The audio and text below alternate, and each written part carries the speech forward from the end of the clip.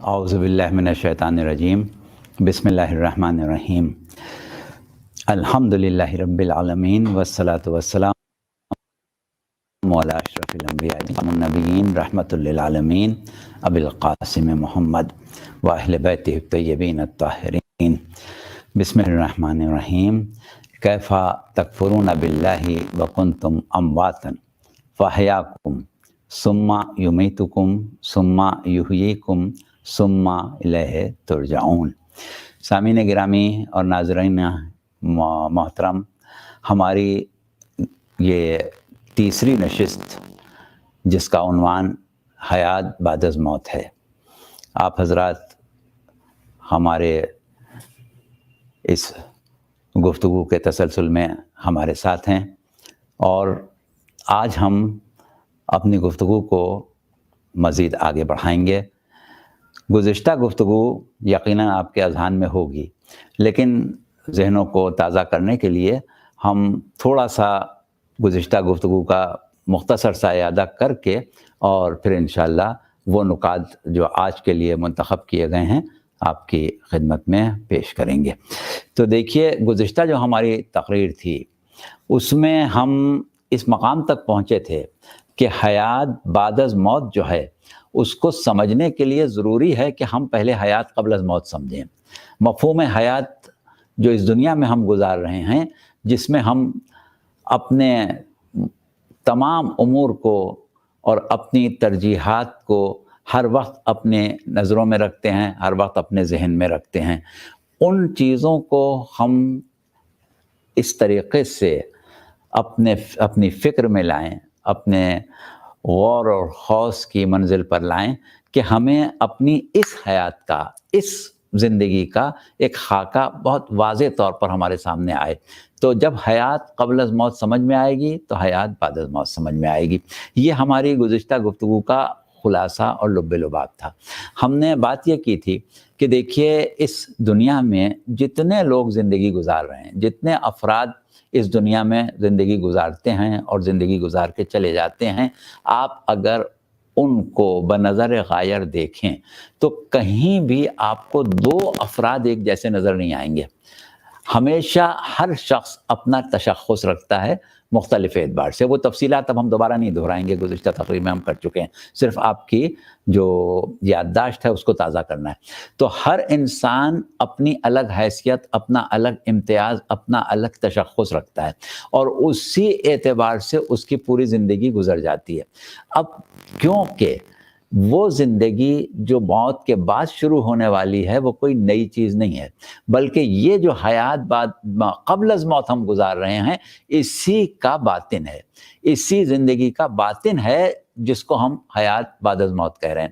تو جو ہم نے نقطہ گزشتہ موقع پر آپ کے سامنے رکھا تھا وہ یہ تھا کہ جب دنیا میں زندگی گزارنے والے تمام افراد الگ الگ ہیں، ہر شخص کے جذبات، احساسات، خیالات، عقائد، نظریات، علم، معرفت، کوئی چیز بھی ایسی نہیں ہے، نیت، عمل کہ جو ایک جیسا ہو۔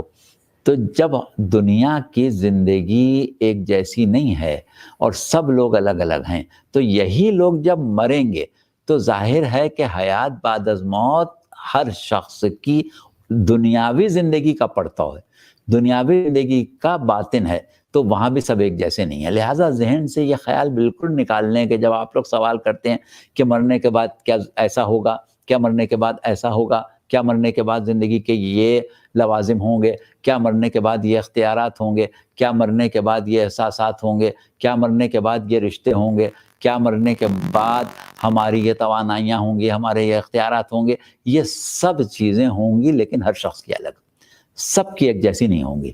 یہ ایک بات ذہن میں رکھیں۔ اچھا، ہم نے گزشتہ تقریر میں اس بات کو واضح کرنے کے لیے کہ دنیا کی زندگی کا پرتو، دنیا کی زندگی کا باطن برزخ کی زندگی ہے، اور برزخ کی زندگی کا باطن آخرت کی زندگی ہے۔ ابھی جو ہماری ابتدائی تقریریں ہیں اس میں ہم آخرت کی زندگی تک نہیں پہنچے ہیں، اور انشاءاللہ جب پہنچیں گے تو پھر بہت تفصیل سے بات کریں گے۔ ابھی ہم جہاں تک ہو سکتا ہے کوشش کر رہے ہیں کہ حیات برزخ سمجھ میں آئے، ورنہ حیات بعد از موت جو ہے وہ حیات برزخ بھی ہے، حیات آخرت بھی ہے، لیکن پہلے حیات برزخ سمجھ میں آئے، کیونکہ وہ پھر ایک تیسرا مرحلہ ہو جائے گا۔ تو پہلے مرحلے کو سمجھیں گے، پھر دوسرا مرحلہ۔ تو ہم نے ایک آیت سورہ بنی اسرائیل کی اس دفعہ پڑھی تھی، من کانا فی ہذہ اعمیٰ فہو فی الآخرۃ اعمیٰ، جو اس دنیا میں اندھا ہے وہ آخرت میں بھی اندھا ہوگا۔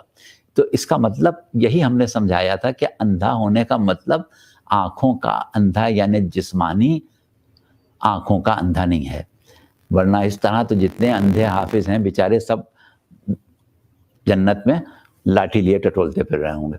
یہ مطلب قطعاً نہیں ہے، بلکہ وجود انسانی کا ایک ظاہر جس کو ہم جسم مادی یا وجود مادی کہتے ہیں، اور ایک اس کی حقیقت وجود جس سے عالم دنیا میں نفس اور عالم برزخ میں روح کہتے ہیں۔ تو وہ جو چیز اندھی ہے وہ حقیقت وجود ہے۔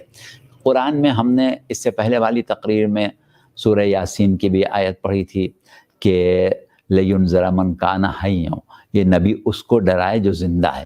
تو اس کا مطلب کیا ہوا کہ سب زندہ نہیں ہیں نگاہ قدرت میں، ہم سب کو زندہ سمجھ رہے ہیں، نگاہ قدرت میں سب زندہ نہیں ہیں، بہت سے لوگ نگاہ قدرت میں مردہ ہیں، اور اسی طریقے سے ہماری نگاہ میں بہت سے لوگ مر چکے ہوتے ہیں، لیکن قدرت یہ کہتی ہے کہ ان کو مردہ نہ سمجھو، یہ بارگاہ خداوندی سے رزق پا رہے ہیں۔ تو حیات اور موت ہماری نظر میں کچھ اور ہے، قدرت کی نظر میں کچھ اور ہے، خالق کی نظر میں کچھ اور ہے۔ یہ نقطہ بھی ہم نے گزشتہ تقریر میں بیان کیا تھا، اس کو ابھی بھی ذہن میں رکھیے گا۔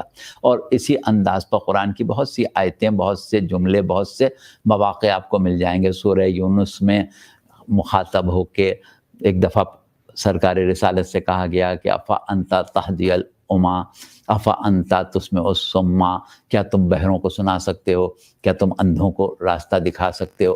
تو ظاہر ہے کہ وہ بہرے اندھے نہیں تھے، لیکن وہ اندھا بہرا ہونا ان کے وجود باطنی کا تھا۔ اب ہم اس چیز کو کافی حد تک گزشتہ تقریر میں بیان کر چکے تھے، ہمارے خیال میں اتنا کافی ہے۔ اب ہم آگے بڑھ رہے ہیں۔ آگے بڑھنے کے بعد گزشتہ تقریر میں یہاں سے جب ہم آگے بڑھے تھے تو ہم نے آپ سے یہ کہا تھا کہ اب ہم آئندہ کی تقریروں میں جو اصطلاحات استعمال کریں گے، ان اصطلاحات کے مفاہیم آپ لوگوں کے ذہن میں بہت واضح ہونا چاہیے۔ تو ہم قرآن میں، احادیث میں بعض الفاظ بہت کثرت سے سنتے ہیں، اور جب ہم انسان کو ظاہری وجود کی حیثیت سے الگ اور باطنی حیثیت یا حقیقت باطنی میں الگ دیکھ رہے ہیں، تو ظاہر ہے کہ ہمیں یہ الفاظ اور یہ خیال قرآن سے اخذ کرنا ہے یا تعلیمات اہل بیت علیہم السلام سے اخذ کرنا ہے۔ تو قرآن میں لفظ روح متعدد مقام پر استعمال ہوا ہے۔ آج ہم صرف اتنا بتائیں گے کہ ہماری گفتگو میں روح کا مفہوم کیا ہے، ورنہ جب قرآن میں روح کا لفظ استعمال ہوتا ہے تو مختلف معنوں میں استعمال ہے، ہر جگہ لفظ روح ایک معنوں میں نہیں استعمال ہوا۔ جیسے تنزل الملائکۃ والروح آپ سنتے ہیں، بہت پڑھتے ہیں سورہ قدر میں، وہاں پر روح سے مراد انسان کی قوت حیات نہیں ہے، یا فنفخت فیہ میں روحی جب ہے تو وہاں پر وہ روح ہے جس کی ہم بات کر رہے ہیں۔ یا اسی طریقے سے اور مختلف مقامات ہیں، وَكَذَلِكَ أَوْحَيْنَا رُوحًا مِّنْ أَمْرِنَا، اور اسی طرح ہم نے آپ کے اوپر اپنے امر سے روح کو نازل کیا، تو روح کی وحی کی۔ تو یہاں پر لفظ روح جو ہے وہ وحی ربانی کے معنوں میں استعمال ہوا ہے۔ وَيَسْأَلُونَكَ عَنِ الرُّوحِ سورہ بنی اسرائیل میں استعمال ہے کہ یہ لوگ آپ سے روح کے بارے میں پوچھتے ہیں۔ وہ روح کے بارے میں پوچھنا جو ہے اس میں مختلف مفسرین نے اس کی مختلف رائیں دی ہیں، یعنی بعض کا کہنا یہ ہے کہ وہاں روح سے مراد وہی ربانی ہے، اور بعض کا کہنا یہ ہے کہ وہی انسان کی قوت حیات ہے۔ اچھا، ایک چیز اور، ہم اپنی گفتگو میں اکثر ایک لفظ استعمال کرتے ہیں ذی روح یا غیر ذی روح، روح رکھنے والے یا روح نہ رکھنے والے۔ آپ انگریزی میں بچوں کو پڑھاتے ہیں لیونگ تھنگس اور ان لیونگ تھنگس، وہ چیزیں جو زندہ حیات رکھتی ہیں اور وہ جو لیونگ نہیں ہیں۔ تو وہاں پر روح اور ذی روح یا لفظ ذی روح یا روح والا یا زندہ کے ساتھ لفظ روح جب استعمال ہوتا ہے تو وہاں روح سے مراد قوت حیات ہے، اس میں انسان اور حیوان کی کوئی تمیز نہیں ہے، یعنی نباتات بھی ذی روح ہے، حیوانات بھی ذی روح ہیں، حشرات الارض بھی ذی روح ہیں، اور حیوانات کی جتنی بھی اقسام ہیں آپ اس میں میمز لے لیں، نان میمز لے لیں، ریپٹائلز لے لیں، فش لے لیں، برڈز لے لیں، انسیکٹس لے لیں، کچھ بھی لے لیں، تو وہ سب کے سب جو ہیں وہ قوت حیات ایک قسم کی رکھتے ہیں۔ یہ اور بات ہے کہ ہر قوت حیات رکھنے والے کی قوت حیات جو ہے اس کی کیفیت الگ ہے۔ ہمارے بہت سے فلسفیوں نے اس اعتبار سے روح کو 3 حصوں میں تقسیم کر دیا ہے، ایک روح نباتی، ایک روح حیوانی اور ایک روح انسانی۔ لیکن ہمارا جتنا بھی مواد آپ کے ہدیہ سماعت ہوگا اس میں نہ ہمارا نباتات سے کوئی تعلق ہے، نہ جمادات سے کوئی تعلق ہے، نہ حیوانات سے کوئی تعلق ہے۔ ہم انسان کی زندگی اور انسان کی اس زندگی کے بعد جس کو ہم موت کہتے ہیں اس کے بعد آنے والی زندگی پر ساری گفتگو کر رہے ہیں، آخرت پر کر رہے ہیں۔ تو انسان جو ہے وہ حیات بعد از موت رکھتا ہے، جبکہ حیوان یا نباتات حیات بعد از موت نہیں رکھتے۔ وہ ایک الگ نظریہ ہے کہ بعض حیوان ایسے ہیں کہ جن کو برزخی کہتے ہیں، جو جن کے لیے سوال ہے یا جن کے لیے ایک معمولی سا تصور حیات ہے، لیکن ان سے ہمارا کوئی اس وقت سروکار نہیں ہے۔ ہم صرف حیات بعد از موت رکھنے والا جاندار، حیات بعد از موت رکھنے والا ذی روح جو ہے وہ صرف انسان کو قرار دے رہے ہیں۔ اس میں شک نہیں کہ ایک چیز اور آ جاتی ہے، یعنی جن، وہ بھی ہمارے موضوع سے باہر ہیں، ان کا بھی ہمیں تذکرہ نہیں کرنا ہے، ہم صرف انسان کو کہہ رہے ہیں۔ تو اب ایک بات یہ آپ سمجھ لیں کہ وہ قوت حیات اور وہ حقیقت وجود اور وہ انسان کا تمام امور میں دیگر مخلوقات سے ممتاز ہونا جس چیز کی بنیاد پر ہے اس سے ہم روح کہیں گے۔ اور جب ہم لفظ روح کہیں گے تو آپ صرف انسان کی روح کو سوچئے گا، غیر انسان نہیں ہے، نہ اس میں حیوان آئے گا نہ اس میں نباتات آئے گی۔ تو لفظ روح جو ہے وہ ہم استعمال کرتے ہیں انسان کی حقیقت وجود کے لیے۔ اچھا، اب ایک لفظ اور آپ سنتے ہیں، قرآن میں بہت آتا ہے، نفس۔ کبھی نفس امارہ کا لفظ آتا ہے، کبھی نفس لوامہ، نفس امارہ کا لفظ سورہ یوسف میں آیا، نفس لوامہ سورہ قیامت میں، لا اقسم بیوم القیامہ ولا اقسم بالنفس اللوامہ۔ اچھا، اسی طریقے سے سورہ فجر میں نفس مطمئنہ، اور نفس کا لفظ آپ اس کے علاوہ بھی سنتے ہیں، آیہ مباہلہ میں آپ سنتے ہیں، تم اپنے نفسوں کو لاؤ، ہم اپنے نفسوں کو لائیں۔ اسی طرح سے ہم احادیث میں بھی لفظ نفس سنتے ہیں۔ قرآن میں آپ سورہ والشمس میں کیا پڑھتے ہیں؟ نفس کی قسم کھائی اللہ نے، والنفس وما سواہا فالہمہا فجورہا وتقواہا قد افلح من زکاہا وقد خاب من دساہا۔ وہاں بھی آپ لفظ نفس سنتے ہیں، کہاں پر؟ الہام کے ساتھ سنتے ہیں۔ تو لفظ نفس قرآن میں بہت استعمال ہوا ہے، لیکن وہاں بھی یہی صورت ہے کہ لفظ نفس جو ہے مختلف معنی رکھتا ہے۔ کل نفس ذائقۃ الموت، ہر نفس موت کے کیفیت سے گزرنے والا ہے۔ ویسے لغوی ترجمہ تو یہ ہوا کہ ہر شخص کو موت کا ذائقہ چکھنا ہے، لیکن ظاہر ہے موت کوئی کھانے کی چیز تو نہیں ہے کہ زبان پر رکھ کے آپ چکھیں گے، وہ کیفیت کا احساس ہے۔ ذائقے کا مطلب یہاں کیفیت کا احساس ہے، تو وہاں پر بھی آپ لفظ نفس استعمال کرتے ہیں۔ تو یہاں ہم یہ آپ کو مزید ذہن نشین کرا دیں، روح کے معنی آپ کی سمجھ میں آ گئے۔ دوسرا لفظ ہم نے آپ کے سامنے رکھا نفس۔ نفس کا لفظ جو ہے، جب ہم اپنی گفتگو میں، جہاں ہماری ساری گفتگو جو ہے وہ کلام اور فلسفے کی روشنی میں ہے، وہاں ہم لفظ نفس جب استعمال کریں گے تو وہی حقیقت وجود انسان جس سے ابھی ہم روح کہہ رہے تھے اسی کے لیے لفظ نفس استعمال کریں گے۔ اب آپ اس چیز میں کسی طریقے کا ذہن میں اشتباہ پیدا نہ کیجیے گا کہ نفس ایک الگ چیز ہے، روح ایک الگ چیز ہے۔ آپ دونوں کو ایک چیز سمجھیں، کیا فرق ہے وہ پھر بہت آگے چل کے ہم بتائیں گے۔ فی الحال آپ کو ایک سمجھیں تو نفس کیا ہے؟ حقیقت وجود انسان ہے۔ ہم جب قرآن میں لفظ نفس پڑھتے ہیں یا احادیث میں لفظ نفس پڑھتے ہیں تو لفظ کے نفس کے ایک لغوی معنی ہیں، اس سے مفاہیم اخذ کرتے ہیں۔ لغوی معنی کیا ہے؟ کسی شے کا وہ جوہر جس سے وہ پہچانا جائے۔ جیسے مثال کے طور پر آپ کے سامنے بہت سے پھول رکھے ہوئے ہیں، سب کی شکل ایک جیسی ہے۔ اب آپ پہچاننا چاہتے ہیں کہ گلاب کا پھول کون سا ہے، اصلی گلاب کا پھول کون سا ہے، تو آپ اس کو سونگھ کے اس کی خوشبو سے اندازہ لگاتے ہیں کہ یہ اصلی گلاب ہے۔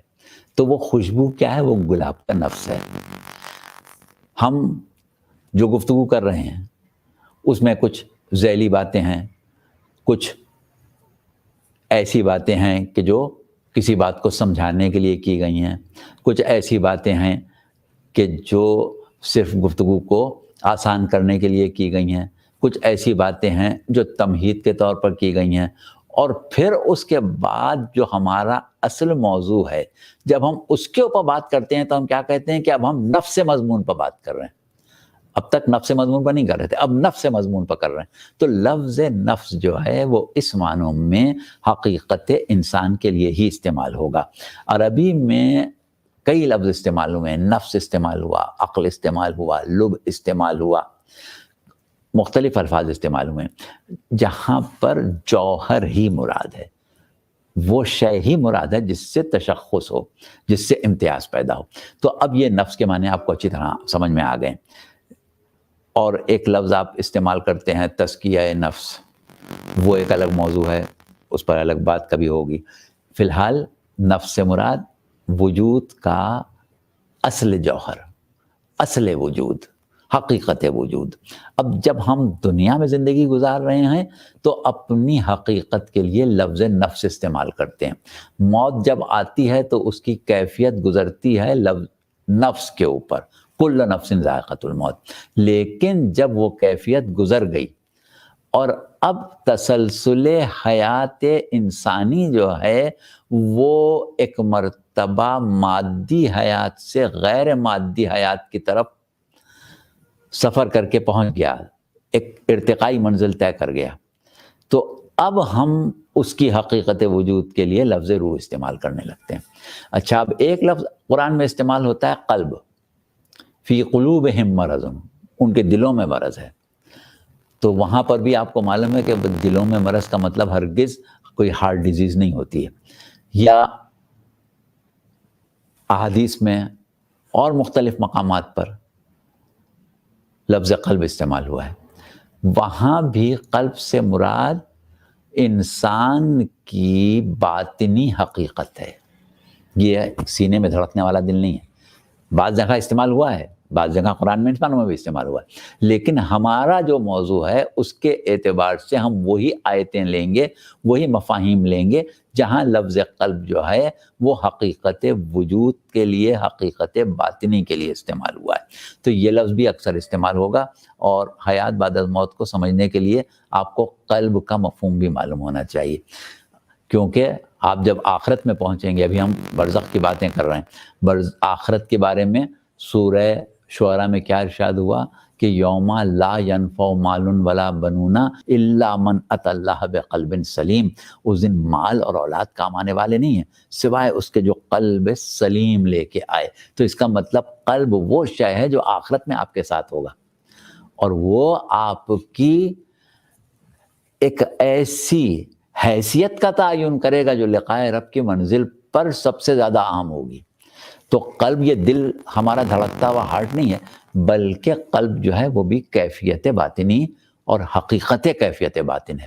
اچھا، اس کے بعد ایک لفظ استعمال ہوتا ہے عقل۔ اب عقل کا لفظ جو ہے وہ قرآن میں بہت زیادہ استعمال ہوا ہے، اور احادیث میں تو اتنا استعمال ہوا ہے کہ آپ کے معروف مؤلف محدث ابو جعفر شیخ محمد ابن یعقوب کلینی نے اپنی کتاب اصول کافی کا پہلا باب جو ہے وہی کتاب العقل والجہل قرار دیا ہے، اور بہت سی حدیثیں معصومین علیہم السلام سے نقل کی ہیں کتاب العقل والجہل میں۔ تو عقل کا مطلب پھر وہی والی بات آ گئی کہ پھر اگر عقل وجود انسانی سے باہر ہے تو اس کا انسانیت کی تمام گفتگو لوازمات میں کہاں سے دخل آ گیا؟ اچھا، اور اگر عقل ایک وجود مادی ہوتا تو جسم مادی کے ساتھ ختم ہو جاتا. تو اب عقل جو ہے اس کے لیے بھی فی الحال، ویسے تو اگر ہم بات کو آگے بڑھائیں گے تو ہم یہ کہیں گے کہ جسم مادی جو ہے وہ حقیقت وجود یعنی نفس کا حجاب ہے، اور نفس جو ہے وہ عقل کا حجاب ہے. یا بلکہ اس کو اور زیادہ تفصیل میں جہاں ہمارے فلسفی گئے ہیں وہاں وہ کہتے ہیں کہ قلب جو ہے وہ عقل کا حجاب ہے اور عقل جو ہے وہ سر کا حجاب ہے. مگر اتنی تفصیل میں ہم آپ کو ان تقریروں میں فی الحال نہیں لے جا رہے ہیں. فی الحال آپ یہ سمجھیں کہ حقیقت وجود انسان جو ہے جس کو زندہ رہنا ہے، کیونکہ جو چیز مرے گی وہ جسم مرے گا، حقیقت وجود زندہ رہے گی. اسی زندگی کا نام جو ہے وہ حیات بعد از موت ہے. اب وہ حقیقت وجود کی زندگی کی کیفیات کیا ہیں ان کو سمجھنے کے لیے ہم یہ آپ کو اصطلاحات سمجھا رہے ہیں. تو بہرحال یہ اصطلاحات سب آپ کی سمجھ میں آ گئیں. تو صورت یہ ہے کہ وہ شے جسے ہم عقل کہہ رہے ہیں اس کو بھی آپ حقیقت باطنی اور حقیقت وجود سمجھیں. جس کو ہم قلب کہہ رہے ہیں اس کو بھی آپ حقیقت وجود سمجھیں. جس کو ہم روح کہہ رہے ہیں اس کو بھی آپ حقیقت وجود سمجھیں. اور جس کو ہم نفس کہہ رہے ہیں اس کو بھی آپ حقیقت وجود سمجھیں. اب آگے چل کے انشاءاللہ ہم جب موقع ہوگا تو ان کو الگ الگ کر کے آپ کے سامنے پیش کریں گے. اچھا، اب یہاں تک ایک بات سمجھ میں آ گئی. اب جس چیز کو ہم آج نیا نکتہ، حالانکہ یہ سارے نکات وہ ہیں جو ہم گزشتہ تقریر میں آپ کے سامنے بیان کر چکے ہیں، لیکن ہوتا یہ ہے کہ تسلسل کو برقرار رکھنے کے لیے ذہنوں کو بھی ایک مرتبہ آمادہ کرنا پڑتا ہے. تو اس لیے یہ وقت ہم نے آپ کا لیا معذرت کے ساتھ. اب آپ آئیے کہ ہم بار بار یہ بات کہہ رہے ہیں کہ ہم حیات بعد از موت کو سمجھنے کے لیے حیات قبل از موت کا بغور مشاہدہ کریں گے، بغور اس کو دیکھیں گے کہ حیات قبل از موت کیا ہے. ہم عام طور پر یہ کہتے ہیں کہ جب تک انسان زندہ ہے اس کے جسم میں روح ہے، اور جب روح قبض کر لی جائے گی، کھینچ لی جائے گی، نکال لی جائے گی تو انسان مر جائے گا. یعنی موت اور قبض روح دو الفاظ ہم مانوی اعتبار سے مترادف استعمال کرتے ہیں، روح کا قبض ہونا یا موت کا آ جانا. اچھا، اب سوال یہ ہے کہ روح اور جسم کے رابطے سے حیات دنیا عبارت ہے. یہ بات تو سب سمجھتے ہیں کہ جب تک روح اور جسم کے درمیان جو رشتہ، جو تعلق ہے وہ موجود ہے، جب تک حیات دنیا جو ہے وہ قائم ہے. اور جب یہ رشتہ ختم ہو جائے گا تو حیات دنیا ختم ہو جائے گی اور تسلسل حیات جو ہے وہ ایک اور قدم آگے بڑھ کے ایک نئی منزل کی طرف رواں دواں ہو جائے گا. اچھا، اب یہاں پر جو سوال پیدا ہوتا ہے وہ یہ ہے کہ روح اور جسم کا تعلق کس قسم کا ہے؟ روح جسم کے اندر ہے، جسم کے باہر ہے؟ کیا رشتہ ہے، کیا تعلق ہے، کیا ربط ہے روح کا جسم سے؟ عام طور پر ہم یہی تصور کرتے ہیں کہ روح ہمارے جسم کے اندر سرایت کی ہوئی ہے، ہمارے جسم کے اندر موجود ہے. اور اسی اعتبار سے وہ جو ہندو دھرم کا عقیدہ ہے آواگمن کا، جسے ہم تناسخ کہتے ہیں، آگے کی تقریروں میں چل کے ہم اس پر کافی گفتگو کریں گے. کیونکہ حیات بعد از موت میں جو چیز اشتباہ پیدا کرتی ہے وہ دوسرا جنم، کہ مرنے کے بعد تو دوسرا جنم ہو جائے گا. تو اس کو ہمیں پہلے ثابت کرنا ہے کہ عقلاً ممکن نہیں ہے. اور وہ تناسخ کا عقلاً ممکن نہ ہونا جو ہے، روح کا سفر ایک جسم سے دوسرے جسم میں ہونا، ایک جسم کی روح کا دوسرے جسم میں حلول کر جانا، یہ سب چیزیں بعید از عقل ہیں، ہمارا عقیدہ نہیں ہے اس کے اوپر. لیکن کیونکہ ہم ان معاشروں میں رہ چکے ہیں جہاں یہ عقائد ہیں، تو اس لیے لاشعوری طور پر لوگوں کے اذہان میں اس قسم کی چیزیں ہیں کہ روح جو ہے وہ جسم کے اندر موجود ہے، اور جب جسم سے نکلے گی تو کسی دوسرے جسم کو قبول کر لے گی، کسی دوسرے جسم میں حلول کر جائے گی، اور وہ دوسرا جسم جائے وہ اسی وجود کا دوسرا جنم ہو جائے گا. جبکہ یہ عقیدہ سوائے ہندو دھرم کے باقی نہ عیسائیت میں ہے، نہ یہودیت میں ہے، نہ اور کسی مذہب میں ہے، اور اسلام تو اس کی سرے سے مخالفت کرتا ہے، اور وہ حیات بعد از موت کا مطلب حیات برزخ لیتا ہے، اور حیات برزخ کی کیفیات انشاءاللہ بھی ہم آپ کو بتائیں گے. چلیں اب بات کیا ہوئی کہ روح اور جسم کا تعلق کیا ہے. تو دیکھیے، جسم ہے مادہ اور روح ہے ماورائے مادہ. یعنی ہم عام طور پر سائنسی اعتبار سے جب مادے سے ماورا جاتے ہیں، مادے سے باہر نکلتے ہیں، تو ہمارے پاس ایک چیز ہوتی ہے جسے ہم کہتے ہیں توانائی، انرجی. آپ کو بچوں کو سائنس میں آپ پڑھاتے ہیں کہ law of conservation of mass ہے، لیکن اگر ماس جو ہے وہ فنا ہو جائے تو تبدیل ہو جاتا ہے انرجی میں. پھر آپ اس کو law of conservation of energy سمجھاتے ہیں کہ انرجی کبھی بھی فنا نہیں ہوتی ہے. تو انرجی جو ہے وہ جو کچھ بھی ہے، کیونکہ اب اس وقت میں سائنس پہ تو گفتگو نہیں کرنا ہے، انرجی جو کچھ بھی ہے ماورائے مادہ ہے. اچھا، اب جب انرجی ماورائے مادہ ہے، روح کو کیا آپ انرجی کہیں گے؟ روح انرجی نہیں ہے. اس میں جو مظاہر پائے جاتے ہیں انرجی کے بھی ہیں، کیونکہ قوت حیات ہے وہ ہماری، لیکن حقیقت روح جو ہے وہ انرجی نہیں ہے، توانائی نہیں ہے. توانائی اس میں ہونا ایک الگ مسئلہ ہے، وہ خود حقیقت اس کی توانائی نہیں ہے، بلکہ وہ جس طریقے سے توانائی یا انرجی جو ہے وہ مادے سے ماورا، مادے سے لطیف ہے، اور روح جو ہے وہ توانائی سے بھی لطیف ہے، توانائی سے بھی ماورا ہے.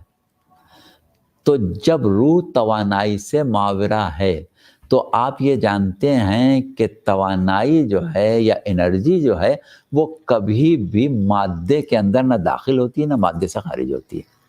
اب داخل اور خارج کو بھی ذرا آپ اسی طرح سمجھ لیں. مثال کے طور پر آپ کے کمرے میں ایک دروازہ کھلا ہوا ہے اور باہر سے روشنی آ رہی ہے. اب آپ دروازہ بند کر دیں گے تو کیا روشنی باہر نکل جائے گی؟ باہر نہیں نکلے گی. تو یہ الگ الگ چیزیں، خیر اس میں بہت زیادہ نہیں الجھانا ہے آپ کو. آپ صرف اتنا سمجھ لیں کہ روح کا جسم سے تعلق جو ہے وہ بشکل تسلط ہے. جو رشتہ سوار کا گھوڑے سے ہے یا ملاح کا کشتی سے ہے، کہ مکمل طور سے گھوڑا جو ہے وہ سوار کے قابو میں ہوتا ہے، اس پر تسلط ہوتا ہے سوار کا. سوار گھوڑے کے اندر نہیں ہے، گھوڑا وہی سب کچھ کر رہا ہے جو سوار چاہ رہا ہے، لیکن اندر سے نہیں، باہر سے. اب یہ مثال ہے، بالکل 100% ایسا نہیں ہے، یہ ایک مثال کے طور پر ہم نے بتایا آپ کو. تو اس طریقے سے روح اور جسم کا تعلق تسلط کا ہے، داخل ہونا یا خارج ہونا نہیں ہے. اب جب جسم سے روح کا تعلق ہے تو اس تعلق کی وجہ سے تمام مظاہر جسم جو ہیں وہ اپنے اپنے کام میں لگے ہوئے ہیں.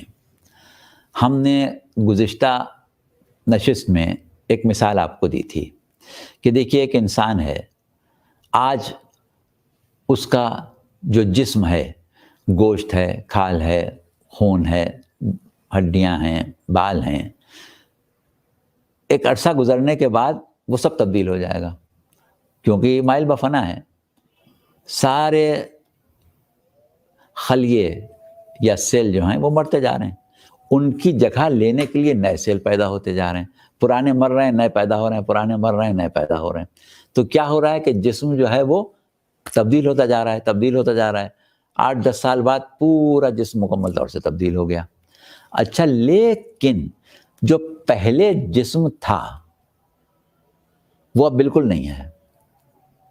اب جو ہم نے آپ سے مثال دی تھی کہ ایک شخص ہے زید، 10 سال پہلے آپ کی اس سے ملاقات ہوئی تھی، اب 10 سال کے بعد ہوئی تو زید کا جسم دوسرا ہے، لیکن شخصیت کون سی ہے؟ وہی زید ہے۔ ایک نقطہ، یعنی شخصیت جو ہے اس کا تعلق جسم سے نہیں ہے، حقیقت وجود کا تعلق جسم سے، تسلط والی بات جو ہم کر رہے ہیں، روح کا تسلط وہ اپنی جگہ ہے، اس کی وجہ سے اس میں مظاہر حیات ہیں، لیکن یہ ایک الگ شے ہے، وہ ایک الگ وجود ہے۔ یہ بات ہم پہلے سمجھا چکے۔ اب آپ ایک اور زاویے سے اس کو دیکھیں۔ دوسرا زاویہ یہ ہے کہ جب انسان اس طرح دنیا میں زندگی گزار رہا ہے کہ اس کی روح یا روح اور جسم میں تعلق موجود ہے، روح اور جسم میں تعلق بشکل تسلط موجود ہے، تو یہ عمل ہو رہا ہے۔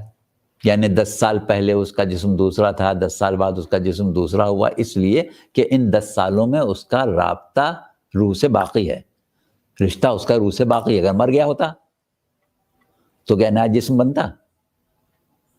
مر گیا ہوتا تب تو نیا جسم نہیں بنتا، جو تھا وہ بھی فاسد ہو جاتا۔ تو اب بتائیے کہ یہ جو جسم بن رہا ہے یہ کون بنا رہا ہے؟ کون سی انسان کے اندر شے ہے کہ جس کا یہ کردار ہے کہ جسم فنا ہوتا رہے اور وہ نیا بناتا رہے؟ یہ کردار روح کا ہے، روح بنا رہی ہے۔ تو اب آپ نے 10 سال پہلے جب زید سے ملاقات کرتے تھے تو زید کہتے تھے اس کو، 10 سال بعد جب اس کا جسم بدل گیا تب بھی آپ اس کو زید کہتے ہیں، تو اس کا مطلب کیا ہوا کہ زید کا اب جو جسم ہے وہ بھی زید کا ہی جسم ہے، جو اس زمانے میں جسم تھا وہ بھی زید کا جسم تھا۔ تو زید سے جسم کا یہ تعلق کیوں باقی ہے؟ اس وقت جو دوسرا جسم تھا وہ بھی زید کا تھا، اب جو دوسرا جسم ہے وہ بھی زید کا ہے۔ ایسا نہیں ہے کہ وہ جسم زید کا تھا یہ نہیں ہے، یا وہ تھا یہ زید کا ہے وہ زید کا ہے، ایسا نہیں تھا۔ وہ جسم بھی زید کا تھا، یہ جسم بھی زید کا ہے۔ جب زید پیدا ہوا تھا تب بھی اس کا جسم زید کا جسم تھا، جب زید بوڑھا ہو گیا تب بھی زید کا جسم ہے۔ تو زید کا جسم کیوں ہے؟ کسی اور کا کیوں نہیں ہے؟ زید کا جسم زید کا اس لیے ہے کہ اس کو تشکیل خود زید نے دیا ہے، کیونکہ زید کی روح کوئی الگ چیز نہیں ہے۔ زید کا جسم الگ ہے، زید الگ ہے، لیکن زید کی روح الگ نہیں ہے، زید خود روح ہے، زید روح کا نام ہے۔ تو وہ روح جس کا نام زید ہے، اس نے جب جسم کو تشکیل دیا تو وہ زید کا جسم کہلایا۔ کوئی جسم زید کا، کوئی جسم بکر کا، کوئی جسم عمر کا اس لیے ہے کہ جو جسم زید نے بنایا ہے وہ زید کا ہے، جو بکر نے بنایا ہے وہ بکر کا ہے، جو عمر نے بنایا ہے وہ عمر کا ہے۔ یہ ممکن نہیں ہے کہ زید کا جسم عمر کا جسم ہو جائے، زید کا جسم ہمیشہ زید کا ہی رہے گا۔ اب دنیا میں بنائے،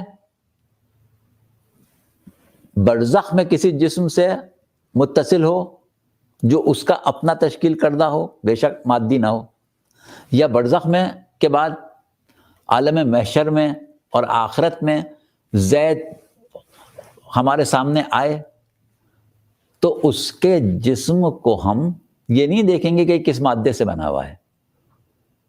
اگر زید نے تشکیل دیا تو زید کا ہے، سزا ملے گی اگر زید کو تو اس جسم کو ملے گی تو زید کا ہی جسم ہوگا، وہ دوسرا نہیں ہوگا۔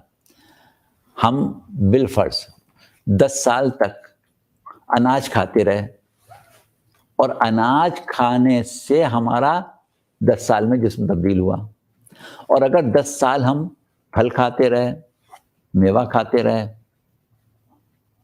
دودھ پیتے رہے، کوئی اناج نہیں کھایا، تو 10 سال میں ہمارا جو جسم بنا وہ دودھ سے، اناج سے بنا۔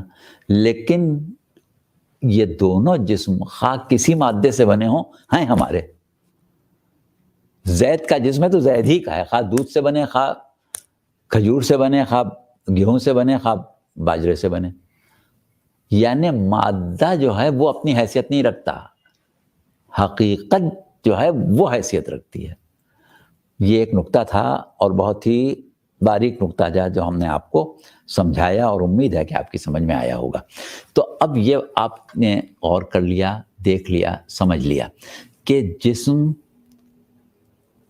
انسان کا، کیونکہ ہماری موضوع گفتگو انسانی ہے، جو ہے وہ اس کی حقیقت کے علاوہ ہے، مائل بفنا ہے، ہمیشہ فنا ہوتا رہتا ہے، لیکن اس کی حقیقت وجود جو ہے وہ جب تک پروردگار عالم کو اسے دنیا میں زندہ رکھنا ہے، اس حقیقت وجود سے یہ عمل صادر ہوتا ہے کہ وہ جسم نیا بناتی رہتی ہے۔ اب یہاں تک بات آپ کی سمجھ میں آ گئی۔ اب ایک نقطہ ہم آج کا اور بیان کر دیں، پھر انشاءاللہ جو اگلی ہماری نشست ہوگی اس میں ہم اس سے آگے بڑھیں گے۔ لیکن آج آپ یہ سمجھیں کہ تسلط جو ہے روح کا جسم پر، اس کی بھی مختلف کیفیتیں ہیں، ہمیشہ ایک جیسا نہیں ہوتا ہے۔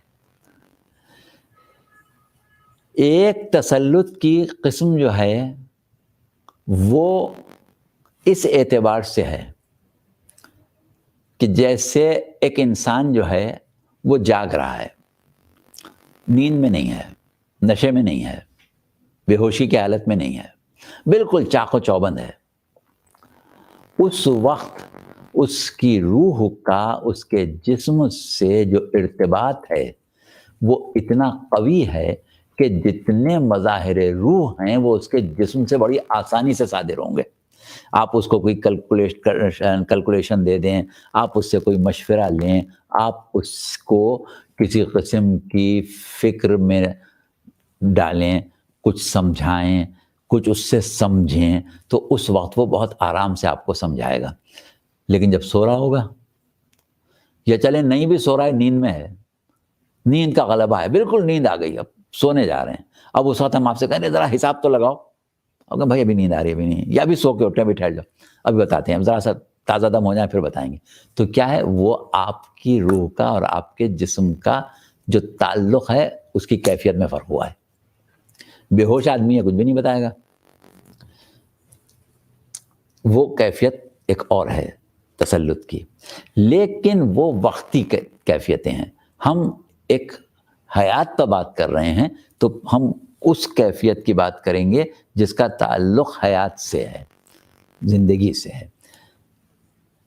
روح جسم کے اوپر جتنا زیادہ قوی تسلط رکھے گی اتنا جسم جو ہے وہ قوی ہوگا، تندرست ہوگا، توانا ہوگا، اور اس کے اندر وہ کیفیات جو روح میں ہوتی ہیں اس کے مظاہر بھی بہت واضح ہوں گے، اور جسم کے قوا بھی بہت مضبوط ہوں گے۔ ایک بچہ ہے، اس کی روح میں وہ قوت اور وہ تسلط کی کیفیت نہیں ہے۔ جو وہ جوانی کی طرف جائے گا وہ تسلط جو ہے وہ مضبوط ہوتا جائے گا۔ جب عین عالم شباب ہوتا ہے تو انسان کے جسم اور روح میں جو تعلق ہوتا ہے وہ بہت مضبوط ہوتا ہے، لہٰذا جوانی میں انسان بڑا طاقتور ہوتا ہے، تمام قوا کام کر رہے ہوتے ہیں، بہت زیادہ اس کے اندر کام کی صلاحیت، اس کا جو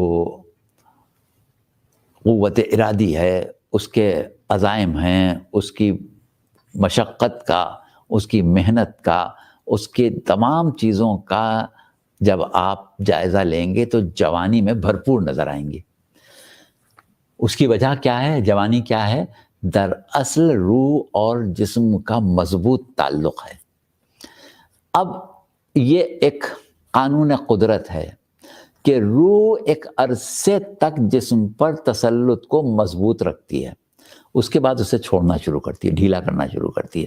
وہ جو ہم کہتے ہیں بھائی اب بڑھاپا آ رہا ہے، اب جوانی گزر گئی، اب ادھیڑ عمر آ گئی، اب وہ طاقتیں نہیں ہیں، اب وہ توانائیاں نہیں ہیں، اب وہ امنگیں نہیں ہیں، اب وہ جوش و جذبہ نہیں ہے۔ کیوں نہیں ہے؟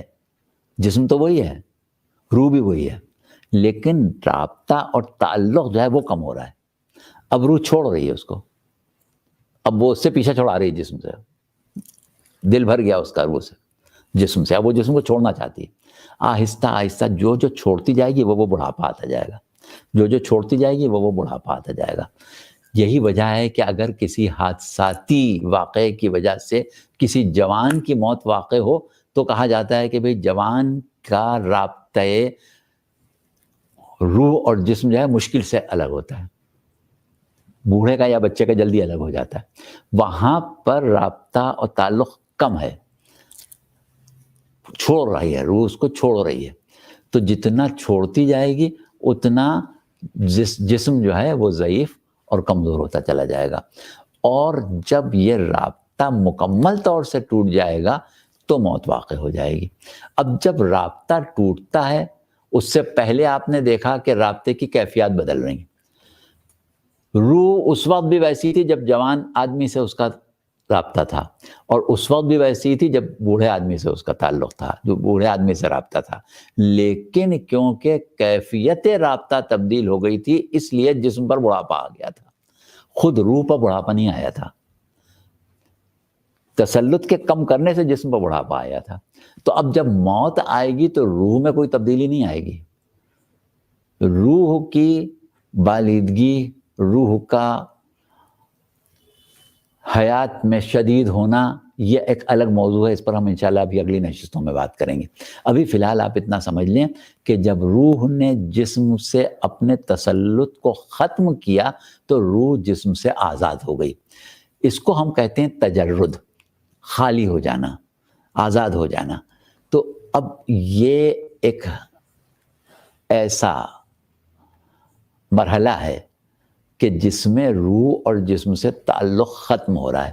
جب روح اور جسم کا تعلق ختم ہو رہا ہے تو پھر اب یہ کتنا تعلق ہے، کیسے رہتا ہے، یہ ہم انشاءاللہ اگلی نشستوں میں اس کی تفصیل بیان کریں گے آپ سے، کہ یہ جس کو ہم جانکنی کہتے ہیں، جس کو ہم موت کی کیفیت کہتے ہیں، جس کو ہم دم نکلنا کہتے ہیں، یہ کیا شے ہے، کس طرح نکلتی ہے، اور کس طرح پھر انسان کی حیات کا تسلسل حیات مادی سے حیات برزخی کی طرف چلا جاتا ہے۔ وما علینا الا البلاغ۔ بہت بہت شکریہ، آج آپ لوگوں نے بہت ہی ثقیل گفتگو سنی ہے، ہم معذرت خواہ ہیں، لیکن انشاءاللہ آپ کو لطف آئے گا، آہستہ آہستہ ہم آگے بڑھیں گے اور یہ گفتگو آپ کے لیے انشاءاللہ مفید بھی ثابت ہوگی اور دلچسپ بھی شامل ہوگی۔ آج کی حد تک ہمیں اجازت دیں، خدا حافظ، فی امان اللہ۔